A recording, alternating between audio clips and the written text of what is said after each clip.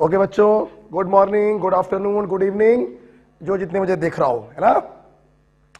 तो कल हम लोगों ने रिएक्शन मैकेनिज्म में लेक्चर 1 और लेक्चर 2 आपने देख लिया था। लेक्चर 1 जो था वो क्लीवेज पे खत्म हुआ था और लेक्चर 2 जो था उसमें हम लोगों ने इंडक्टिव इफेक्ट पढ़ा था, राइट। आज हम लोग इंडक्टिव इफेक्ट हम लोगों ने खत्म कर लिया था और मैंने इंडक्टिव इफेक्ट में आप लोगों को एसिडिक स्ट्रेंथ के बारे में बताया था, बेसिक स्ट्रेंथ ऑफ एमीन के बारे में बताया था, कार्बोकेटायन और कार्बन आयन की स्टेबिलिटी के बारे में बताया था, ठीक है। पहला इलेक्ट्रॉनिक डिस्प्लेसमेंट इंडक्टिव इफेक्ट था जो खत्म हो गया था, जो परमानेंट इफेक्ट था, हमेशा रिएक्शन को फेवर भी कर सकता है तो कभी रिएक्शन को अपोज भी कर सकता है। अब इंडक्टिव इफेक्ट के बाद बेटा हमारा दूसरा टॉपिक है, that is electromeric effect.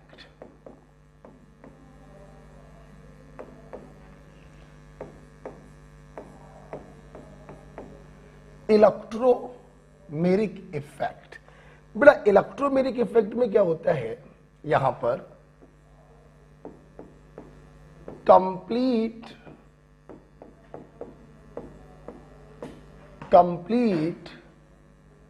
Transfer of pi electron. यहां पर शिफ्टिंग नहीं होती है बल्कि पाई इलेक्ट्रॉनों का कंप्लीट ट्रांसफर होता है। इसका मतलब इलेक्ट्रोमेरिक इफेक्ट वही मॉलिक्यूल शो करेंगे जिनके पास पाई बॉन्ड हो, जैसे एल्कीन, एल्काइन, एल्डिहाइड और ketone, right. Next point, it is a temporary effect. It is a temporary effect. It is a temporary effect. एक मिनट बेटा, it is a temporary effect, comma, comes in picture only to the demand of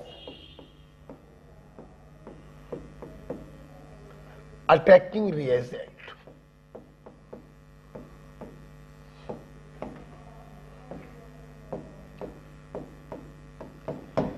ये जो बेटा electromeric effect होता है ये temporary effect होता है और ये पिक्चर में सिर्फ तब आता है जब कोई रिएजेंट अटैक करने आता है।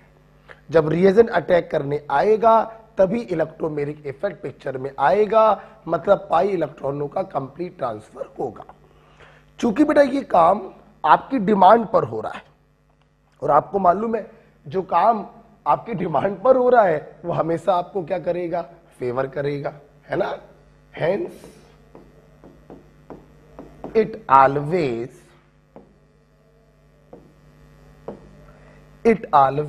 favor the reaction. ये हमेशा बेटा रिएक्शन को क्या करेगा, फेवर करेगा। ओके, जैसे मान लीजिए मैंने एल्कीन लिया। अब एल्कीन में अगर आप देखें पाई बॉन्ड है तो पाई इलेक्ट्रॉनों का ट्रांसफर हो सकता है, इलेक्ट्रोमेरिक इफेक्ट हो सकता है, लेकिन ये अभी शो नहीं करेगा। जब आप इसके ऊपर किसी रिएजेंट को डालेंगे तो इस रिएजेंट को देखते ही इसके पाई इलेक्ट्रॉन किसी एक एटम के ऊपर ट्रांसफर हो जाएंगे, तो उस पर माइनस और दूसरे पर प्लस आएगा, प्लस माइनस से जाकर जुड़ जाएगा।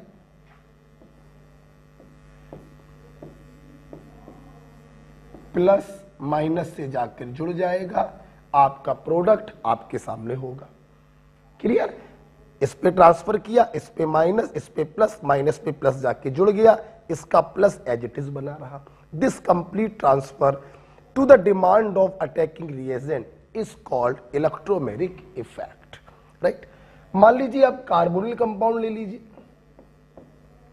पाई बॉन्ड है, इलेक्ट्रोमेरिक इफेक्ट शो कर सकता है लेकिन अभी ट्रांसफर नहीं होगा। पाई इलेक्ट्रॉन का ट्रांसफर तब होगा जब कोई रिएजेंट अटैक करने आएगा। मान लीजिए हमने उसके ऊपर किसी न्यूक्लियोफाइल को डाला। इसी चैप्टर में डिटेल में पढ़ेंगे इलेक्ट्रोफाइल और न्यूक्लियोफाइल। अभी इतना समझ लो, जिन पर पॉजिटिव चार्ज होता है वो इलेक्ट्रोफाइल, जिन पर नेगेटिव चार्ज होता है वो न्यूक्लियोफाइल। इसको देखते ही ये पाई इलेक्ट्रॉन किसी एक एटम पे ट्रांसफर हो जाएंगे। अच्छा भाई, यहां पर बेटा दोनों एटम सेम थे, तो पाई इलेक्ट्रॉन का ट्रांसफर आप किसी भी डायरेक्शन में करा सकते थे, लेकिन यहां पे दोनों एटम डिफरेंट है, तो ट्रांसफर हमेशा मोर इलेक्ट्रोनेगेटिव एटम के ऊपर होगा। राइट, इस पे माइनस, इस पे प्लस, प्लस से माइनस जाके जुड़ जाएगा, और ये देखिए प्लस से माइनस जाके जुड़ गया, ये आपका प्रोडक्ट बन गया। तो this is called electromeric effect. जैसे इंडक्टिव इफेक्ट होता है प्लस आई माइनस आई, वैसे ये भी होता है, कोई मतलब नहीं है, ना किसी चीज की जरूरत है। ओके, मैं इतना ही बता के छोड़ देता हूं। वैसे ये प्लस ही होता है और ये माइनस ही होता है। जिस पर इलेक्ट्रॉन ट्रांसफर हो उसी पर अटैकिंग रिएजेंट ऐड हो, तो इसे कहते हैं प्लस ई इफेक्ट। जरूरत नहीं थी। और जिस पर इलेक्ट्रॉन ट्रांसफर हो उसके बगल वाले पर रिएजेंट ऐड हो, तो इसे हम लोग कहते हैं माइनस ई इफेक्ट। ओके, चलिए आफ्टर बेटा इलेक्ट्रोमेरिक इफेक्ट एक छोटा सा टॉपिक था। यहां पे कंप्लीट ट्रांसफर होता है, टेम्परेरी इफेक्ट होता है, रिएक्शन को हमेशा फेवर करता है। ओके, इसके बाद बेटा हम लोग पढ़ने जा रहे हैं रिजोनेंस। राइट, ये हटाना चाहेंगे। देखिए बेटा, अब हम लोग एक बहुत ही अच्छे टॉपिक पर आ गए हैं, रिजोनेंस और कंजुगेशन और मीजोमेरिक इफेक्ट।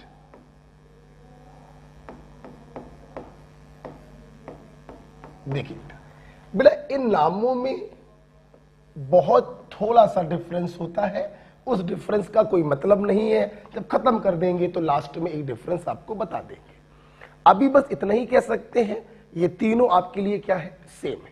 रिजोनेंस बोलो, कंजुगेशन बोलो या मीजोमेरिक इफेक्ट बोलो। अच्छा बेटा, सबसे पहले बेटा पॉइंट ये आता है कि कौन से मॉलिक्यूल रिजोनेंस शो करते हैं, और दूसरा क्वेश्चन ये आता है कि रिजोनेंस हम कैसे कराते हैं। ये दो क्वेश्चन बेटा आते हैं, समझो बेटा। सबसे पहला पॉइंट है कि किन मॉलिक्यूल में रिजोनेंस होता है। लिखेंगे लिखेंगे if all properties of a molecule, if all properties of a molecule are not explained by its one structure, then it is said that molecule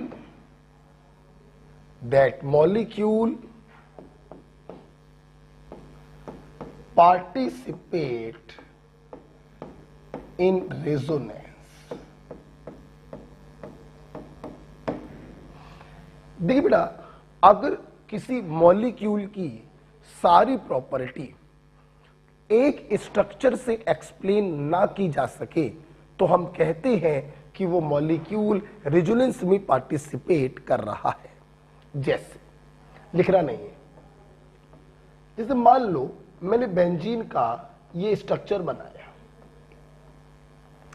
ये स्ट्रक्चर ये कह रहा है कि 3 बॉन्ड डबल हैं और 3 बॉन्ड सिंगल है। मतलब 3 बॉन्ड छोटे होंगे और 3 बॉन्ड लंबे होंगे। लेकिन वास्तविकता यह है कि बेंजीन में सारे बॉन्ड जो होते हैं वो बराबर होते हैं, सिंगल से थोड़े छोटे और डबल से थोड़े बड़े। मतलब ये अकेला स्ट्रक्चर बेंजीन की इस प्रॉपर्टी को एक्सप्लेन नहीं कर पा रहा है, हमें एक स्ट्रक्चर और बनाना पड़ेगा, समथिंग लाइक दिस।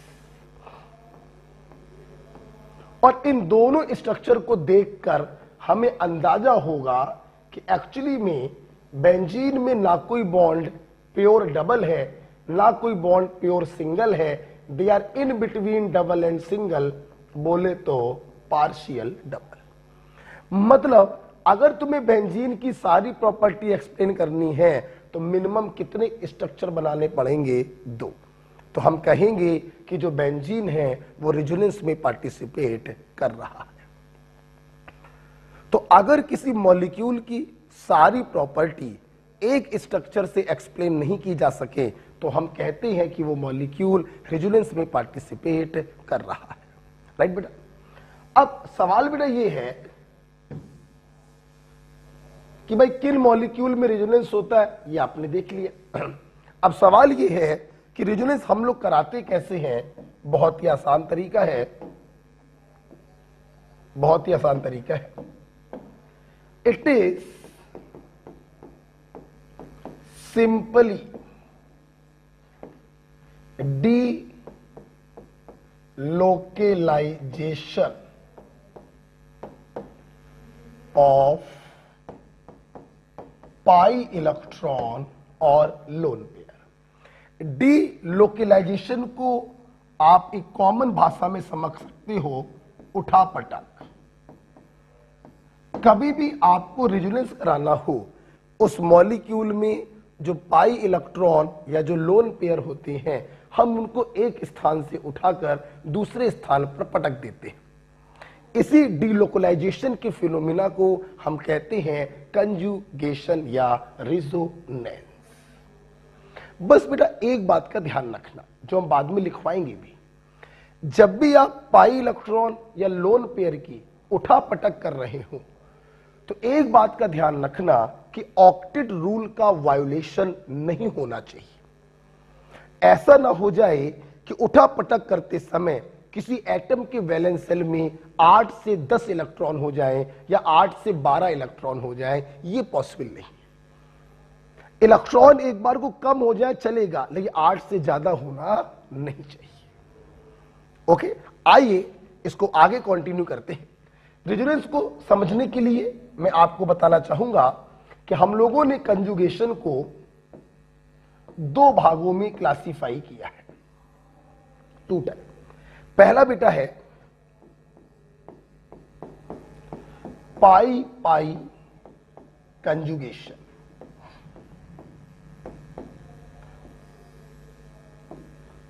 पहला बेटा है पाई pi conjugation.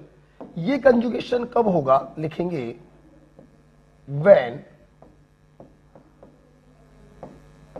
when double and single bond are alternatively present।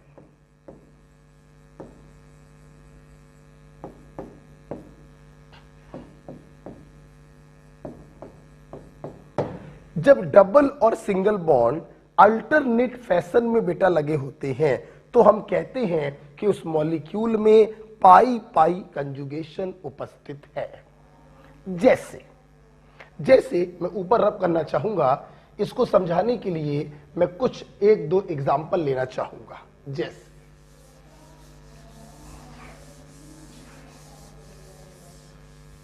जैसे मान लो बेटा मैंने एग्जाम्पल लिया,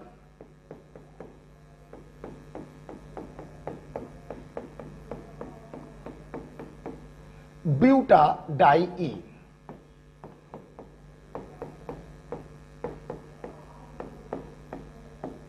समझना बेटा, double single double alternate single और डबल बॉन्ड उपस्थित है, मतलब यहां पर पाई पाई कंजुगेशन होगा।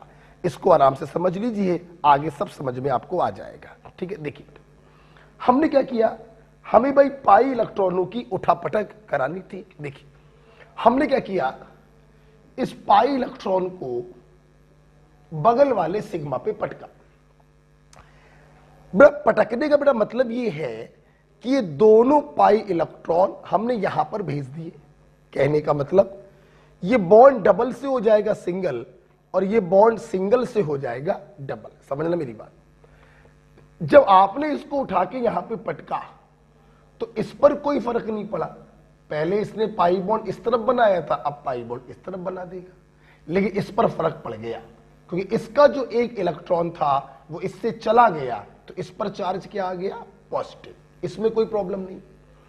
डबल हो गया सिंगल, सिंगल हो गया डबल, इस पर कोई फर्क नहीं पड़ा।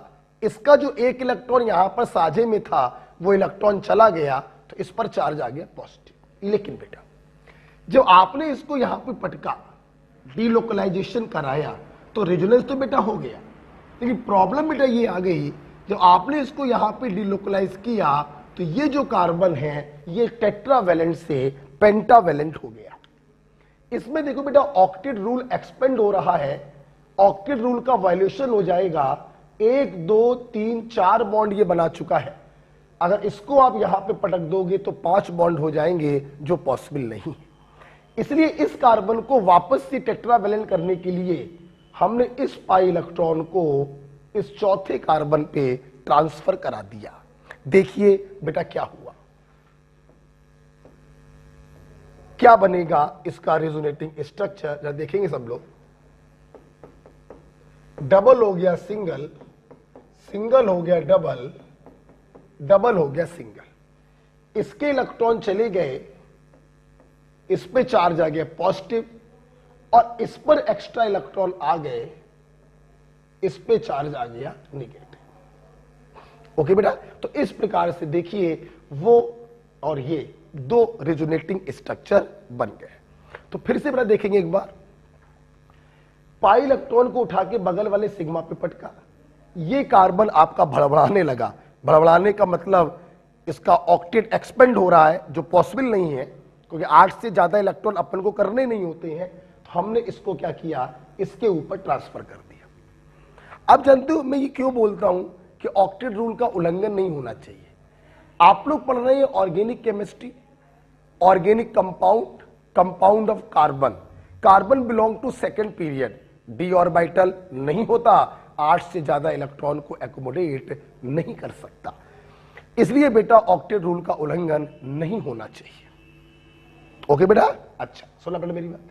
ये जो दो स्ट्रक्चर आपने बनाए ये बेटा कहलाते हैं रेजोनेटिंग स्ट्रक्चर। रेजोनेटिंग स्ट्रक्चर 1 और रेजोनेटिंग स्ट्रक्चर 2, इनका कोई भी रियल एग्जिस्टेंस नहीं होता। No real existence. ये बेटा हाइपोथेटिकल होते हैं।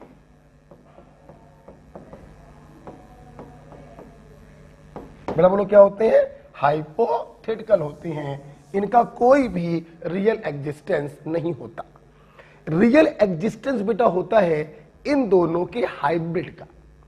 अब सवाल बेटा ये है कि हम लोग इनका हाइब्रिड कैसे बनाते हैं। सुनो बेटा, जब भी रिजोनेटिंग स्ट्रक्चर को देखकर हम हाइब्रिड बनाते हैं, एक बात हमेशा ध्यान रखिएगा, स्केलेटन पर कोई फर्क नहीं पड़ता।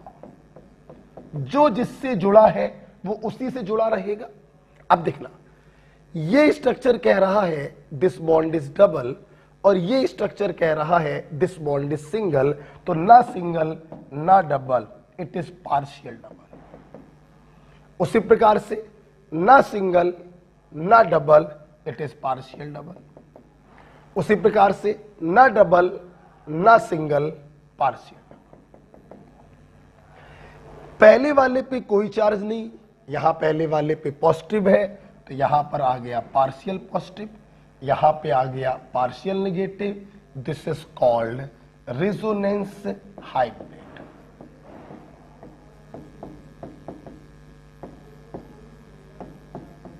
Actual structure,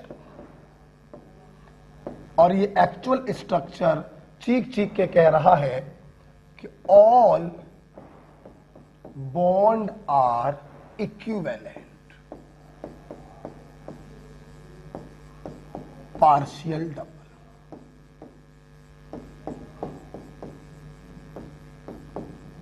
all bond are equivalent partial double. तो ये दोनों हाइपोथेटिकल स्ट्रक्चर हैं, ना मॉलिक्यूल इस रूप में होगा ना मॉलिक्यूल इस रूप में होगा, मॉलिक्यूल का रियल स्ट्रक्चर ये होगा जिसे हम कहते हैं resonance hybrid. All bond are partial double. तो हमने कैसे कराया बेटा पाई पाई कंजुगेशन?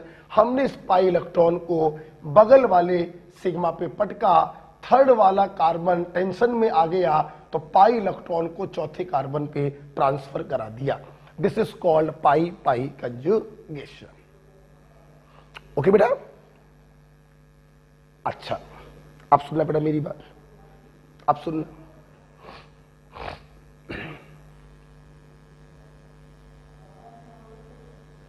आगे बढ़े, ठीक है? इसको आराम से लिख लीजिएगा। ये पहला एग्जाम्पल हमने डील किया है पाई पाई कंजुगेशन के लिए। अब हम अगला एग्जाम्पल लेने जा रहे हैं, उससे आप कुछ और सीखेंगे। जरा देखिएगा, हटाते हैं इसको। जरा अगला एग्जाम्पल देखिए बेटा। अगला एग्जाम्पल बेटा मैंने ये ले लिया,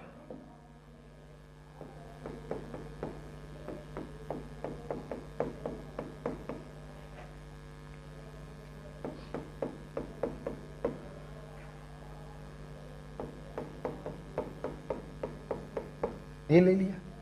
आप देख सकते हैं double single double single double, pi pi conjugation आपको दिखाई पड़ रहा है। अच्छा देखा बेटा, आपने पाई इलेक्ट्रॉन को बगल वाले सिग्मा पे पटका, इस पे प्लस आ गया, ये डबल से सिंगल हो गया, ये सिंगल से डबल। जैसे ये सिंगल से डबल हुआ ये कार्बन भड़बड़ाने लगा। तो इसके पहले वाले एग्जाम्पल में आपने क्या किया था, आपने इस पाई को इस कार्बन पे ट्रांसफर करा दिया था जिससे इस पर निगेटिव आ गया। समझ ना बेटा? आप करने को ये कर सकते हो, इस पाई को आप यहां पे ट्रांसफर करा दो, इस पे निगेटिव आ जाएगा और फिर ये निगेटिव फर्दर कंजुगेशन में पार्टिसिपेट करेगा। करने को कर सकते हो कि पहले इसको यहां ट्रांसफर करो, फिर निगेटिव आएगा, निगेटिव को आगे ले जाओ। लेकिन मेरा कहना अपने बच्चों से ये है कि जब इस पाई को इस पे ट्रांसफर करा था हमने इसके पहले वाले एग्जांपल, अगर आप इसमें ध्यान से देखें तो ये कंजुगेशन फर्दर एक्सटेंड हो रहा है, डबल सिंगल डबल। जब कंजुगेशन बेटा फर्दर एक्सटेंड हो रहा है तो हम इसको ट्रांसफर क्यों कर रहे हैं? हम सीधे इसको यहां पे पटके और जब ये भड़बड़ाए तो इसको अपन ने इसके ऊपर ट्रांसफर कर दिया, क्योंकि इसके आगे कंजुगेशन एक्सटेंड नहीं हो रहा है। तो इसकी भड़बड़ाहट को कम करने के लिए हमें इस पाई को इसके ऊपर ट्रांसफर करना ही पड़ेगा। मैंने क्या बताया फिर समझ लीजिए। अगर कंजुगेशन यहां पे खत्म हो गया होता तो इसकी टेंशन को कम करने के लिए हम पाई को इस पे ट्रांसफर करा देते, लेकिन चूंकि कंजुगेशन एक्सटेंड हो रहा था तो हमने इसको यहां पे पटका, ये टेंशन में आ गया तो इसको इसके ऊपर ट्रांसफर करा दिया। सोचो अगर आगे फर्दर कंजुगेशन हो रहा होता तो इसको भी ट्रांसफर ना कराते, आगे पटकते चले जाते। तो इस प्रकार से देखिए आपने इसका रेजोनेटिव स्ट्रक्चर क्या बनाया, जगह कम पड़ेगी। मैं ऐसे बना दे रहा हूं, डबल हो जाएगा सिंगल, सिंगल हो जाएगा डबल, डबल हो जाएगा single, single double single double single, और यहां पर आ गया बेटा प्लस और यहां पर आ गया बेटा माइनस। ओके, तो इसके पहले वाली और इसमें जरा सा अंतर है। कंजुगेशन जहां पर समाप्त हो तो पाई इलेक्ट्रॉन को लास्ट एटम के ऊपर ट्रांसफर कर दो, और अगर एक्सटेंड हो रहा है तो पाई को बगल वाले सिग्मा पे पटकते चले जाओ, आगे बढ़ते चले जाओ। ओके बेटा, क्या इसका रेजोनेंस हाइब्रिड मेरे को बनाकर दिखाने की जरूरत है? उम्मीद करते समझ गए होंगे। 1 2 3 4 5 6 कार्बन,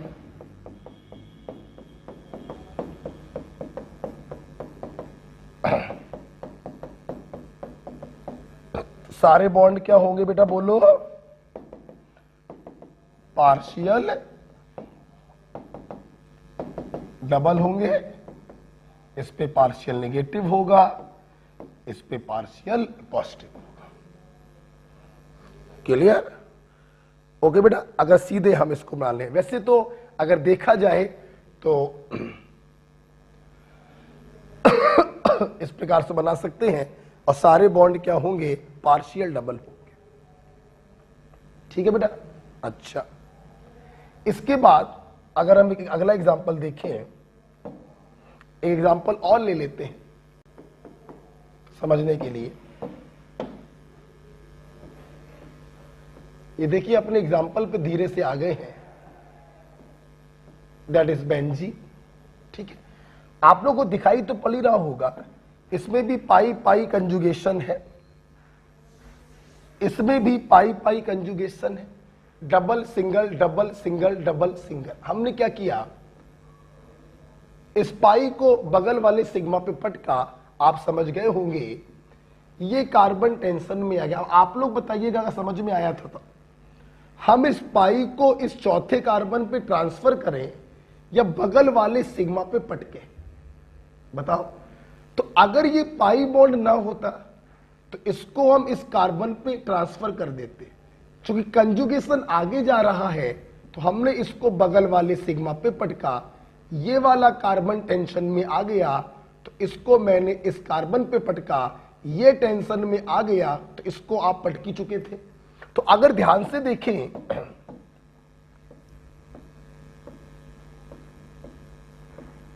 अगर ध्यान से हम लोग देखें तो डबल हो गया सिंगल, सिंगल हो गया डबल, और आप देख सकते हैं इसके पहले के दो एग्जाम्पलों में एक छोर पे पॉजिटिव और दूसरे छोर पे नेगेटिव आ रहा था, जबकि यहां पर ऐसा नहीं होगा। क्यों?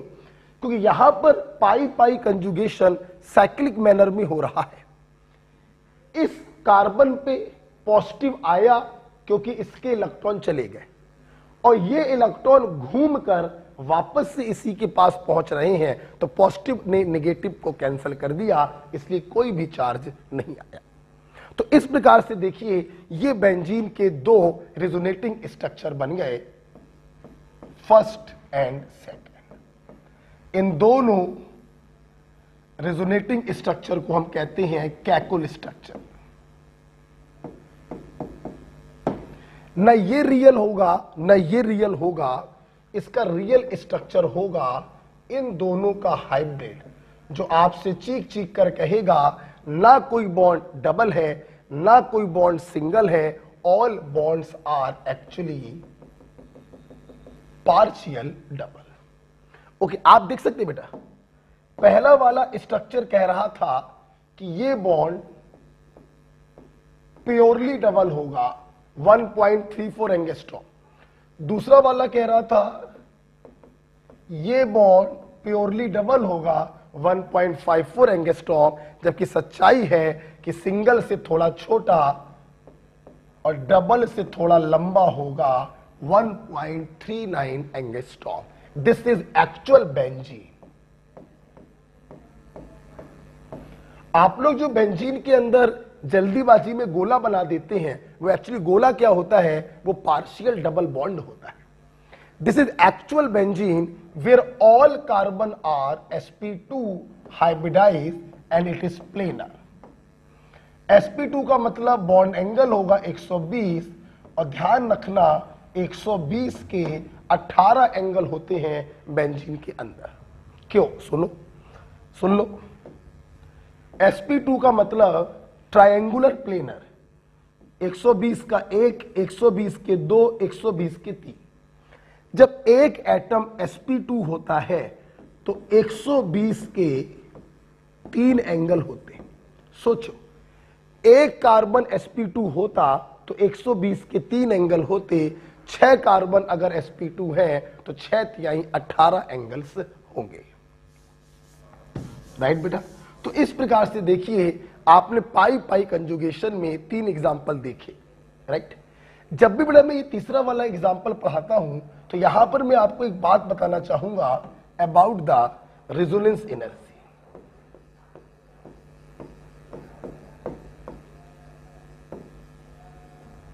Resonance energy, what is resonance energy? इसे बेटा हम लोग एनर्जी ऑफ स्टेबलाइजेशन भी कहते हैं।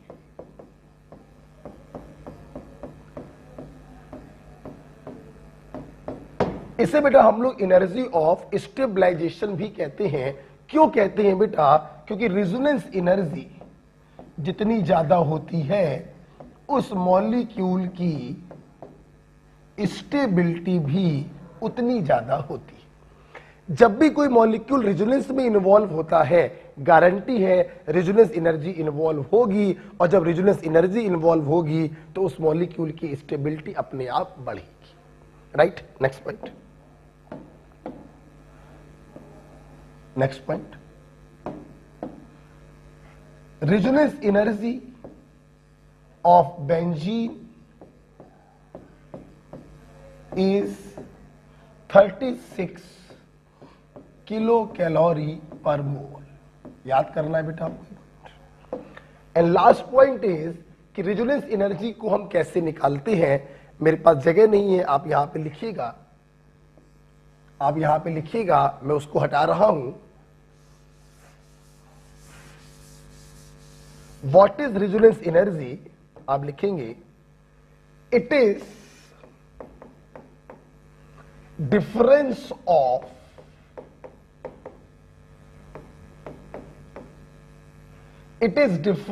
of energy between most stable resonating structure and resonance hybrid।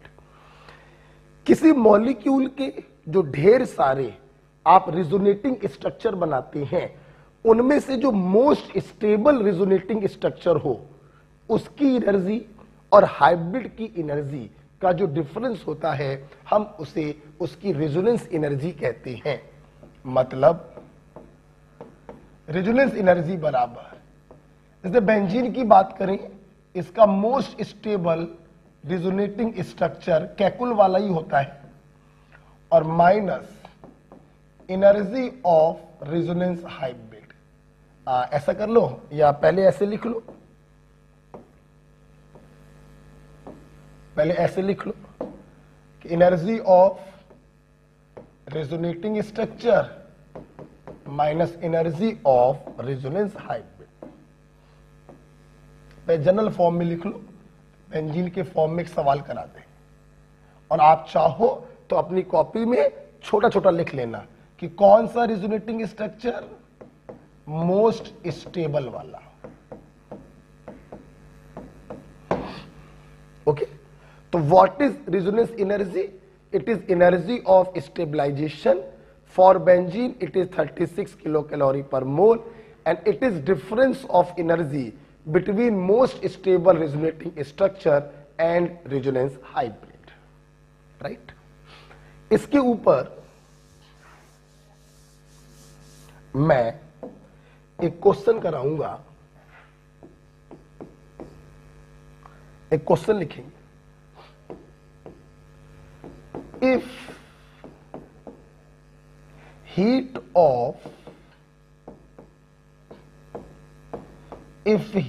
Of hydrogenation of benzene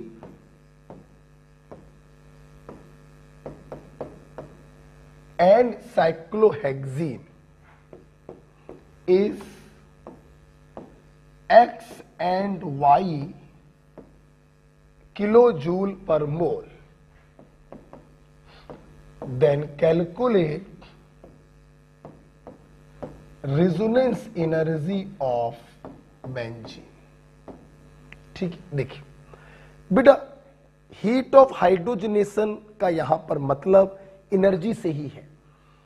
आपको उन्होंने बेंजीन का एनर्जी दिया, बेटा बेंजीन मतलब रेजोनेटिंग स्ट्रक्चर या resonance hybrid, it is resonance hybrid. Right, आपसे उन्होंने पूछा कि बताइए रेजोनेंस एनर्जी क्या हो, तो इसमें कोई संदेह नहीं है कि भाई रेजोनेंस एनर्जी बराबर होगा energy of resonating structure, that is Kekule structure, minus energy of resonance hybrid.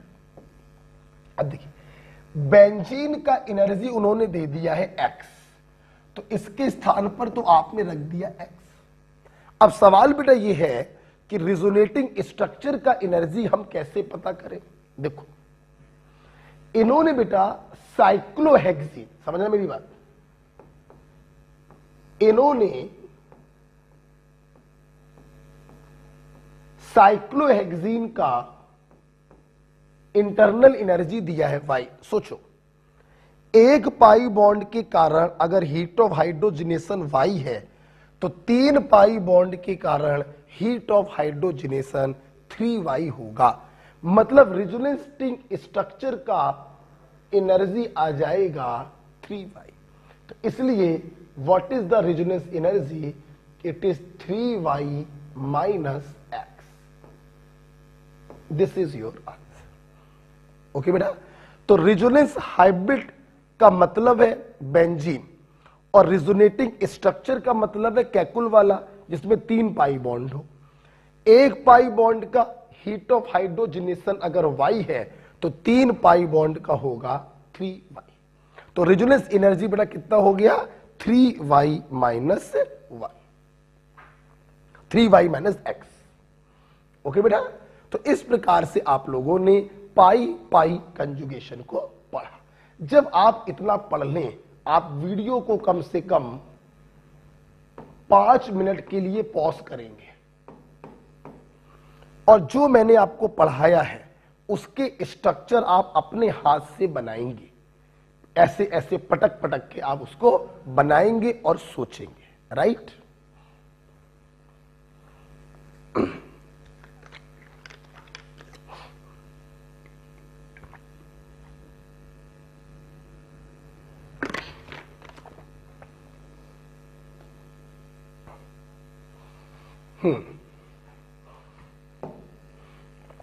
I hope आप लोगों ने पाई पाई कंजुगेशन को वीडियो को 5 मिनट पॉज करके अपने हाथों से घुमा घुमा कर देखा होगा और रिजोनेटिंग स्ट्रक्चर बनाए होंगे। अब बेटा पहला एग्जांपल था पाई पाई कंजुगेशन जो खत्म हुआ। अब दूसरा एग्जांपल बेटा हमारे पास है पाई पी कंजुगेशन।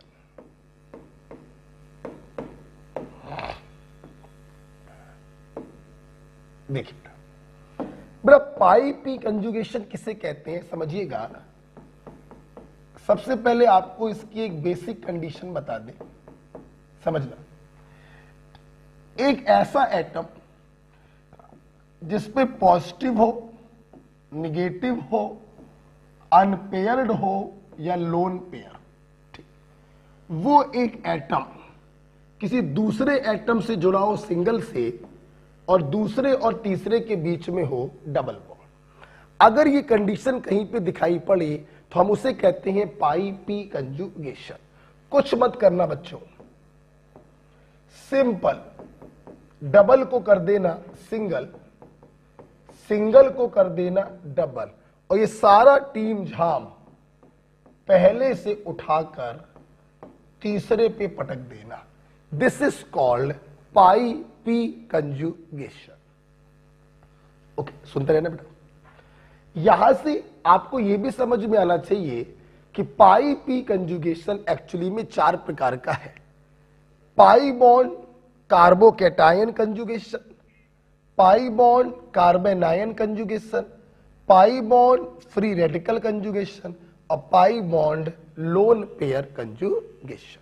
तो ये कंजुगेशन एक्चुअली में 4 प्रकार का है। चारों में एक समानता है कि एक एटम दूसरे जुड़ा होगा सिंगल से, दूसरे और तीसरे के बीच में होगा डबल बॉन्ड। डबल कर देना सिंगल, सिंगल कर देना डबल, और ये सारी चीजें पहले से पहुंच जाएंगी तीसरे के पास। ओके, अच्छा सुनना बेटा, ये एक सिंपलेस्ट तरीका हो गया पाई पी को करने का। अगर तुम कॉन्फिडेंस अपना बढ़ाना चाहते हो तो जैसे मैंने पाई पाई को समझाया कि कैसे इलेक्ट्रॉनों को उठा के पटक रहे हैं, कैसे ऑक्टेट रूल का वायलेशन हो रहा है, कैसे फिर से उठा के पटक रहे हैं, ये करना बहुत जरूरी है। तो आपके कॉन्फिडेंस को बढ़ाने के लिए हम इसको आगे लेकर जा रहे हैं। आइए बेटा 1 बाय 1 हम लोग सारे पढ़ेंगे। पहला,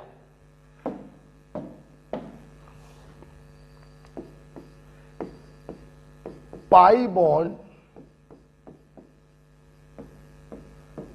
कार्बोकैटायन कंजुगेशन।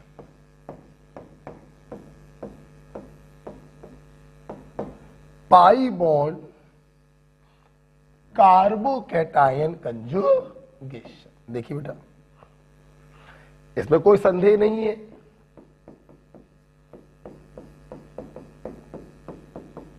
ये होगा एक एटम जिसपे पॉजिटिव चार्ज, दूसरे जुड़ा सिंगल से, दूसरे और तीसरे के बीच में डबल बॉन्ड। डबल हो जाएगा सिंगल, सिंगल हो जाएगा डबल, चार्ज पहले से चला जाएगा तीसरे के पास। इसमें तो कोई संदेह नहीं। अब सवाल ये है कि हमने कराया कैसे होगा, तो वही देखिए, उसी में मजा है। हमने कुछ नहीं किया, हमने इस पाई इलेक्ट्रॉन को यहां से उठाकर कार्बोकैटायन वाले सिग्मा पे पटक दिया। जैसे उठा के पटका, जैसे उठा पटक किया आपने, वैसे हमने बोला कि रेजोनेंस हो गया।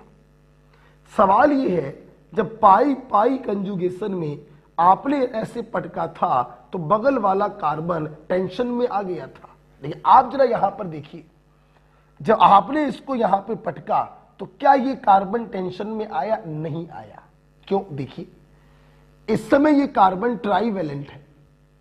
अगर इसको यहां पे पटकोगे, ये डबल कर दोगे तो ये टेट्रावैलेंट हो जाएगा, और टेट्रावैलेंट का मतलब होता है 4 दूनी 8 इलेक्ट्रॉन। ऑक्टेट रूल पर कोई फर्क नहीं पड़ा। यस, जब भी बेटा पाई बॉन्ड कार्बोकैटायन कंजुगेशन कराना होता है, हम सिंपल इस पाई इलेक्ट्रॉन को बगल वाले सिग्मा पे ट्रांसफर कर देते हैं। देखिए क्या हुआ, डबल हो जाएगा सिंगल, सिंगल हो जाएगा डबल, और जब आपने इसको इधर पटका तो इसके इलेक्ट्रॉन चले गए, इस पर आ गया पॉजिटिव, और इस पर एक्स्ट्रा इलेक्ट्रॉन पहुंच गए तो इसका पॉजिटिव खत्म हो गया। फिर देखिए भाई, यहां पे 2 इलेक्ट्रॉन थे कि नहीं थे? एक इसका था, एक इसका था। दोनों इलेक्ट्रॉन यहां चले गए तो इसका इलेक्ट्रॉन तो इसी के पास है, लेकिन इसका इलेक्ट्रॉन चला गया तो इस पे आ गया पॉजिटिव, और इसका इलेक्ट्रॉन किसके पास गया? इसके पास गया, तो इसका पॉजिटिव क्या हो गया? खत्म हो गया। ओके, तो इस प्रकार से हमारे बच्चे अगर कॉन्फिडेंस करना चाहते हैं तो ऐसे उठा पटक करना सीखें तो कॉन्फिडेंस लेवल बहुत बढ़ेगा। This is pi bond carbocation conjugation. Resonance hybrid उम्मीद करते हैं आप बना लेंगे। दोनों बॉन्डों को कर दीजिएगा पार्शियल डबल, और किनारे वाले कार्बन्स पे पार्शियल पॉजिटिव चार्ज आ जाएगा। ओके, तो pi bond carbocation conjugation. Clear? जैसे जैसे इसी को समझाने के लिए आइए एग्जांपल और लेते हैं। ठीक है, एक और लेते हैं, हटाए इसको। पाई बॉन्ड कार्बोकैटायन कंजुगेशन, एक एटम जिसपे पॉजिटिव चार्ज, दूसरे जुड़ा है सिंगल से, दूसरे और तीसरे के बीच में डबल बॉन्ड। डबल हो जाएगा सिंगल, सिंगल हो जाएगा डबल, चार्ज पहले से चला जाएगा तीसरे के पास। ओके, जैसे मान लीजिए इसी के ऊपर एग्जांपल और लेते हैं समझने के लिए।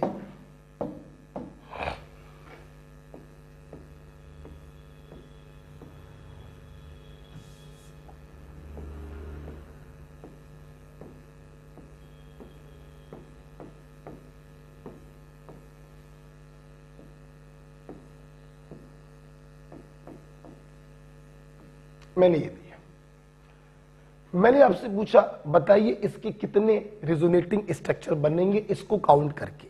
ध्यान देना बेटा, एक बात मेरी सुन लीजिए, जब भी आपसे टोटल रिजोनेटिंग स्ट्रक्चर पूछे जाया करे और आपको पाई पाई कंजुगेशन भी दिखाई पड़े और आपको पाई पी कंजुगेशन भी दिखाई पड़े, तो आप हमेशा कराया करो पाई पी कंजुगेशन। पाई पाई कराने की जरूरत नहीं है, आप पाई पी कंजुगेशन कराएंगे, सारे रिजोनेटिंग स्ट्रक्चर बन जाएंगे। वैसे मैं बनाने जा रहा हूं, आप वीडियो को पॉज करके इलेक्ट्रॉनों को घुमा घुमा कर बनाने का प्रयास करना। खैर मैं बनाने जा रहा हूं। क्या देखिए, सबसे पहले कॉमन भाषा में समझ लो, एक एटम जिसपे पॉजिटिव चार्ज, दूसरे जुड़ा सिंगल से, दूसरे और तीसरे के बीच में डबल बॉन्ड।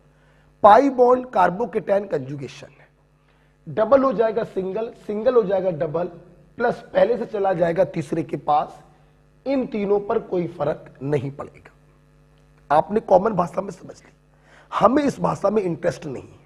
हमें इंटरेस्ट किस भाषा में, आप उस पर ध्यान दीजिए। हमें तो मतलब इसमें है कि आपने पाई इलेक्ट्रॉन को पकड़ा और कार्बोकेटायन वाले सिग्मा पे पटक दिया। हम तो कहेंगे अब रेजोनेंस हो गया।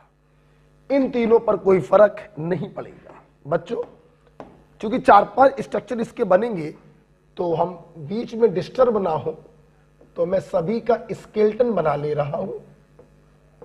आप लोग भी बना लिया करो स्केलेटन, ताकि बार बार समय खराब ना हो।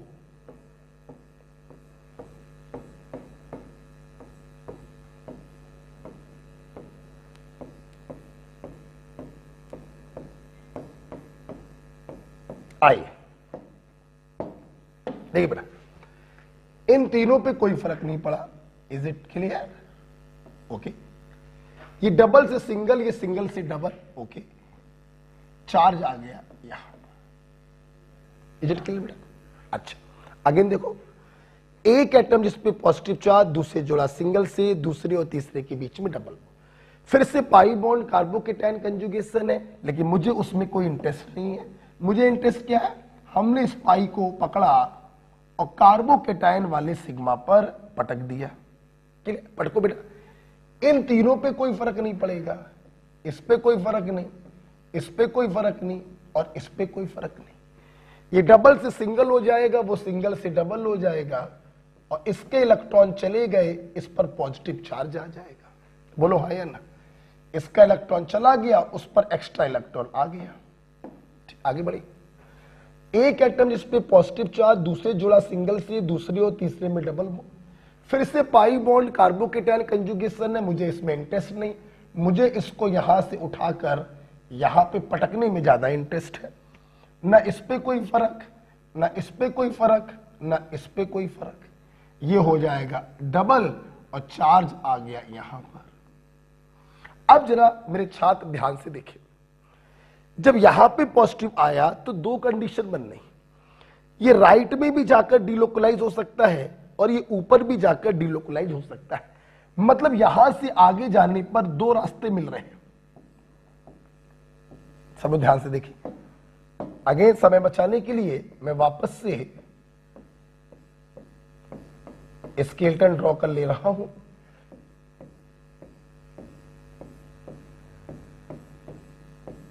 देखो बेटा, इन दोनों पे कोई फर्क नहीं। ओके, सुनना, अगर ये ऊपर गया, मतलब इसको आपने यहां पटका, इस पे कोई फर्क नहीं। आपने इसको यहां पटका, तो ये हो गया डबल, ये सिंगल, और चार्ज यहां आ गया। Is it clear? मतलब आप इसको ऊपर ले गए।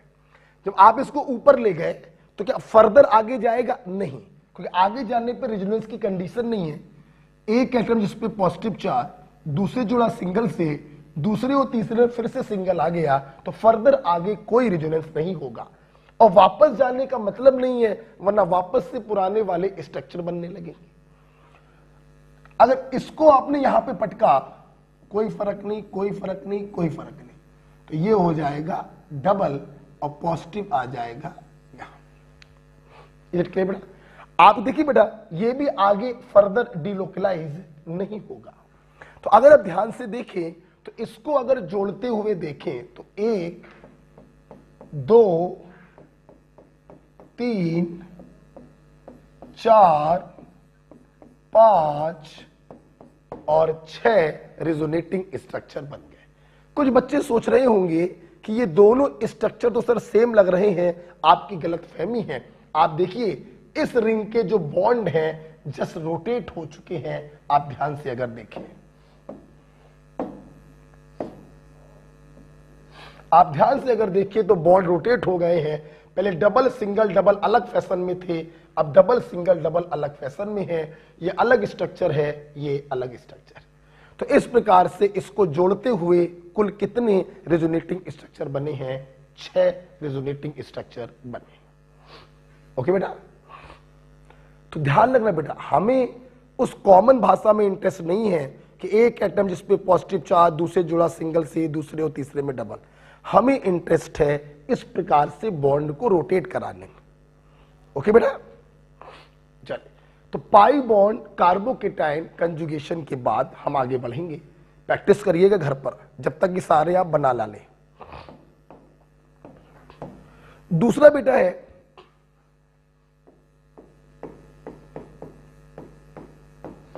पाई बॉन्ड फ्री रेडिकल कंजुगेशन। देखिए pi bond free radical condition बेटा फिर से वही होगी,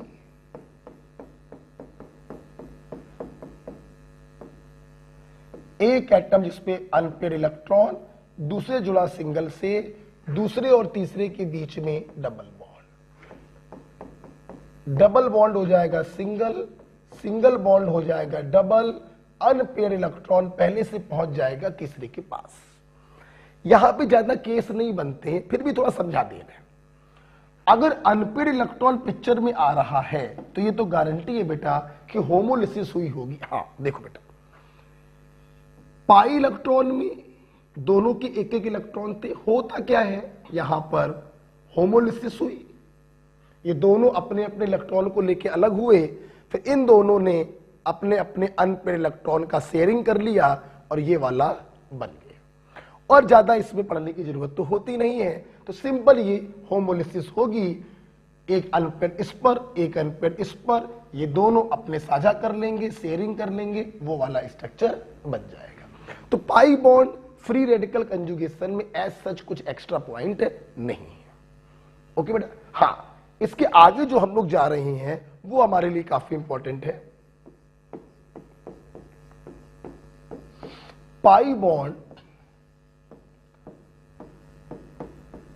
कार्बन आयन कंजुगेशन।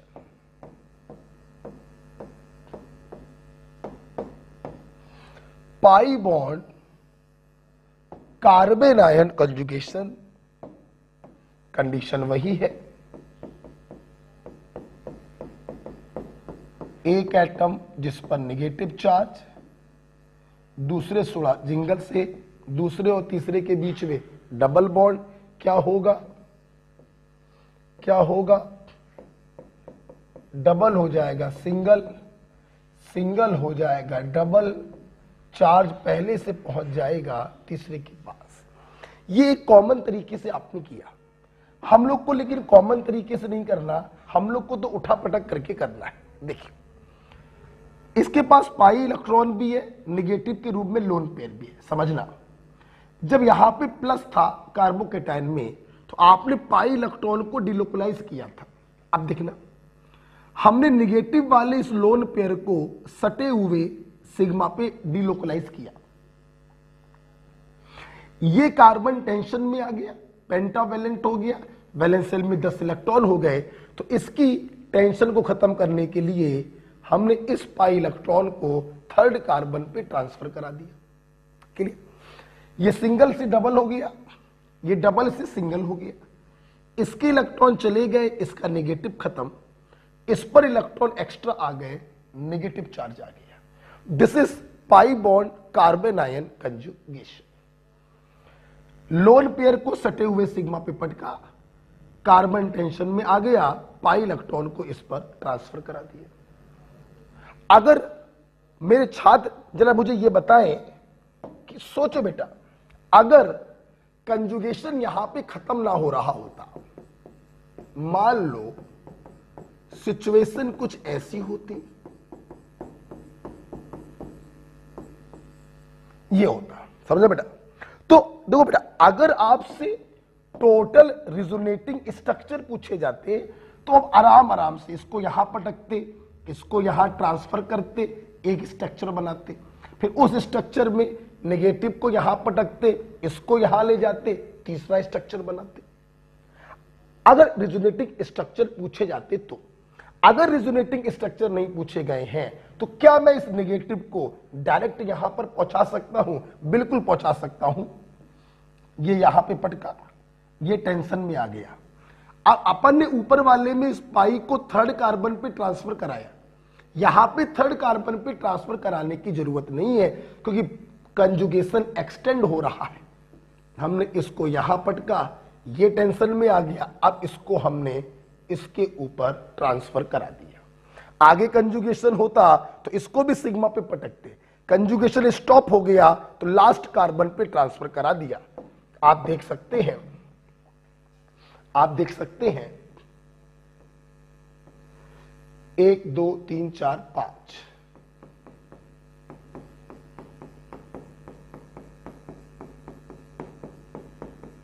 देखिए सिंगल हो गया डबल, डबल हो गया सिंगल, सिंगल हो गया डबल, डबल हो गया सिंगल, इसका चार्ज खत्म और इस पर आ गया नेगेटिव। तो pi bond carbanion conjugation. Okay बेटा,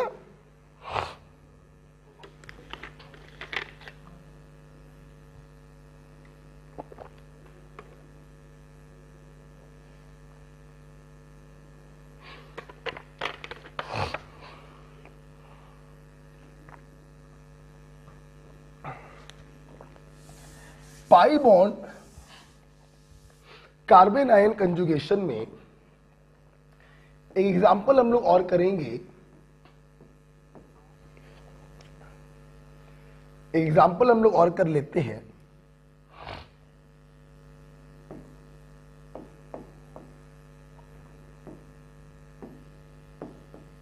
ठीक है, या आप लोग वीडियो को पॉज करके इसके सारे रिजोनेटिंग स्ट्रक्चर बनाइएगा। मैं फिर से बोलना चाहूंगा, जब रिजोनेटिंग स्ट्रक्चर पूछे जाए तो डायरेक्ट लास्ट तक नहीं पहुंचाते हैं, 1 बाय 1 आराम से काम करते हैं। वीडियो को पॉज करके इसको जोड़ते हुए सारे स्ट्रक्चर बनाइएगा। राइट, खैर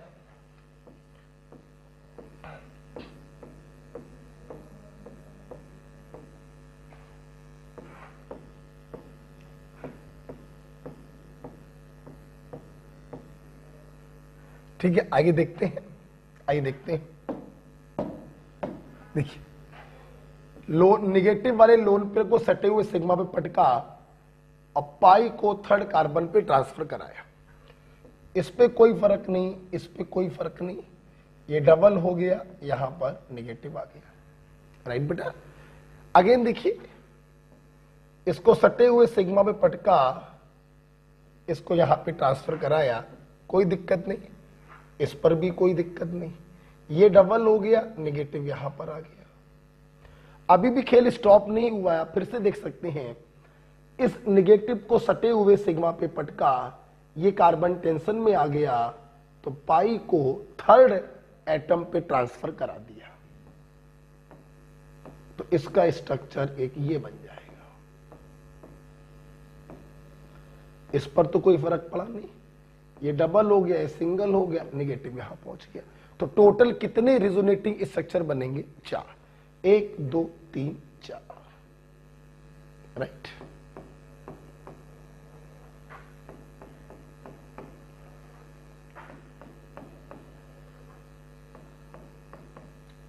ओके।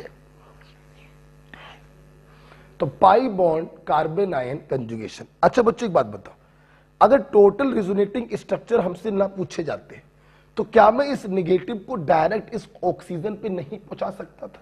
बिल्कुल पहुंचा सकता था। अगर आप लोगों ने ये लिख लिया हो तो मैं थोड़ा इसको गंदा करना चाहूंगा। अगर आपने लिख लिया हो,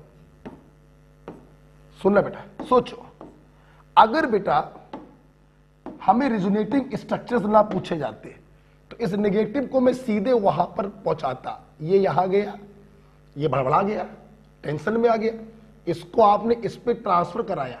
चूंकि कंजुगेशन आगे एक्सटेंड हो रहा है तो मैंने इसको सिग्मा पे पटका, इसको इस सिग्मा पे पटका और अब इस पाई को इसके ऊपर ट्रांसफर करा दिया। तो ये स्ट्रक्चर डायरेक्ट उस स्ट्रक्चर में बदल गया।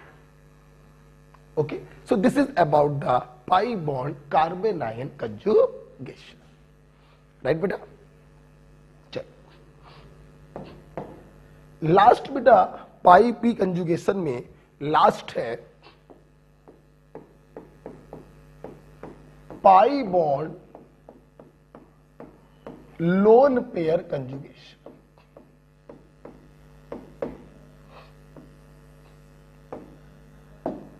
कंडीशन फिर से बेटा वही है,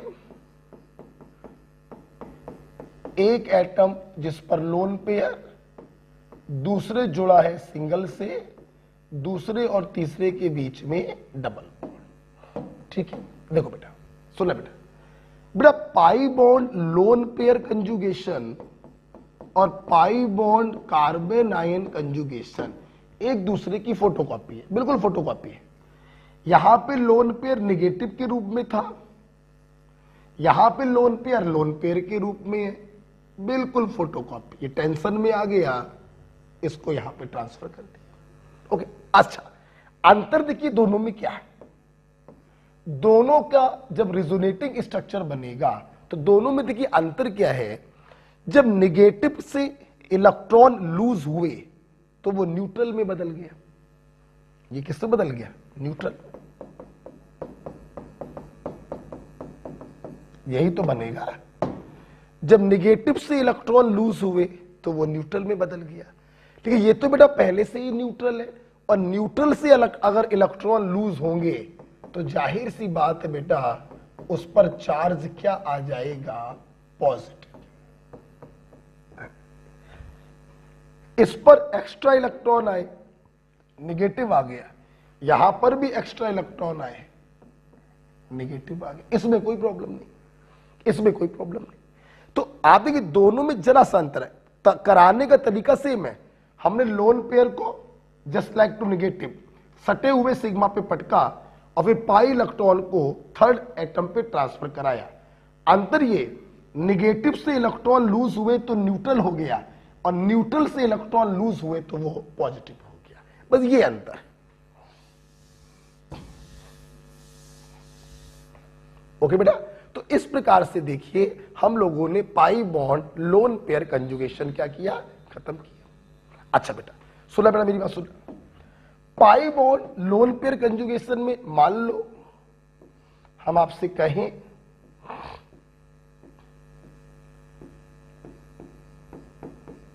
एनिलीन, चलिए हमें एनिलीन के रिजोनेटिंग स्ट्रक्चर्स बनाने हैं। देखिए एक एटम जिस पे लोन पेयर, दूसरे जुड़ा सिंगल से, दूसरे और तीसरे के बीच में डबल बॉन्ड।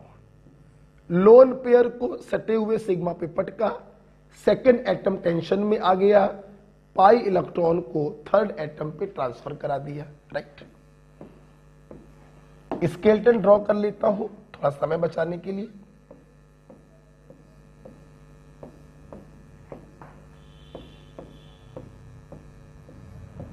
ठीक है, आगे आप कर लीजिएगा। तो सिंगल से हो गया डबल, अच्छा इन पर कोई फर्क पड़ा नहीं, ये डबल से हो गया सिंगल, समझना। इसका लोन पर चला गया, पॉजिटिव आ गया, और इस पर एक्स्ट्रा इलेक्ट्रॉन आ गए, इस पर नेगेटिव आ गया। अब ध्यान दे बेटा, एनिलीन में रेजोनेंस स्टार्ट हुआ पाई बॉन्ड लोन पेयर से, और जब इसने स्टार्ट किया तो अब यहां पे नेगेटिव आ गया। पाई बॉन्ड कार्बन आयन कंजुगेशन कराने का तरीका फिर से वही पुराना वाला है। लोन पेयर जो नेगेटिव के रूप में है लगे हुए सिग्मा पे पटकेंगे और पाई इलेक्ट्रॉन को थर्ड एटम पे ट्रांसफर करेंगे। इस पर कोई फर्क नहीं, इस पर कोई फर्क नहीं। ये सिंगल से हो जाएगा डबल, ये डबल से हो जाएगा सिंगल, नेगेटिव यहां पर आ जाएगा। आगे फिर से देखिए कंडीशन बन रही है, मैं स्केलेटन ड्रॉ कर ले रहा हूं, आप फिर से देखिए कंडीशन बन रही है। एक एटम जिस पे नेगेटिव चार्ज, दूसरे जुड़ा सिंगल से, दूसरे और तीसरे के बीच में डबल बॉन्ड, कराने का तरीका वही है। इस पर कोई फर्क नहीं, इस पर कोई फर्क नहीं, और ये डबल हो गया, इस पर नेगेटिव आ गया। आप देखिए फिर से कंडीशन बन रही है, एक एटम जिस पे नेगेटिव चार्ज, दूसरे जुड़ा सिंगल से, दूसरे और तीसरे के बीच में डबल बॉन्ड, नेगेटिव वाले लोन पेयर को सटे हुए सिग्मा पे पटका, ये कार्बन टेंशन में आ गया, तो इस पाई इलेक्ट्रॉन को थर्ड एटम पे ट्रांसफर कर दिया। देखिए जरा बेटा इसका स्ट्रक्चर क्या बनेगा।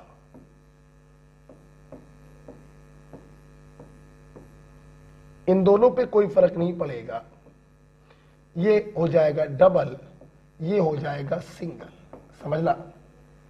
इसका नेगेटिव खत्म, और जब ये नेगेटिव इस पर पहुंचेगा तो नेगेटिव पॉजिटिव को खत्म कर देगा और ये वापस से न्यूट्रल हो जाएगा। इस प्रकार से देखिए इसके कितने रिजोनेटिंग स्ट्रक्चर बन गए, 1 2 3 4 5। ध्यान रखिएगा, कुछ लोगों को लगता है पहला वाला और लास्ट वाला सेम है। भाई ये सेम कैसे हो गया? बेंजीन रिंग में कंजुगेशन हो चुका है, बॉन्ड रोटेट हो चुके हैं। तो first, second, third, fourth, fifth. Okay, इस प्रकार से बेटा आज आप लोगों ने सारे प्रकार के कंजुगेशन पढ़े। आज हम लोगों ने इलेक्ट्रोमेरिक इफेक्ट पढ़ा, रेजोनेंस कौन से मॉलिक्यूल शो करते हैं, कैसे कराया जाता है, ये कितने प्रकार के होते हैं, बॉन्ड रोटेशन करा करा कर हमने पूरा का पूरा रेजोनेंस यहां पर सीखा। आज आप समझिए कि रेजोनेंस का सिर्फ आगाज हुआ है। ये बहुत ही बड़ा टॉपिक है, बहुत ही ब्रॉड टॉपिक है, बहुत सारे एप्लीकेशन है बच्चों रेजोनेंस में। कल जब आप लोग इसके आगे का लेक्चर देखने आएंगे तो आपको जितने भी मैंने केस कराए हैं आपको घर पर खूब प्रैक्टिस करनी है, ऐसे ऐसे करके खूब प्रैक्टिस करनी। ओके, तो आज की क्लास बच्चों यहीं पर रोकते हैं। अगली क्लास में हम लोग पढ़ेंगे कंट्रीब्यूशन ऑफ रेजोनेटिंग स्ट्रक्चर और कुछ बातें हम लोग अगले क्लास में पढ़ेंगे। ओके ओके बेटा, थैंक यू।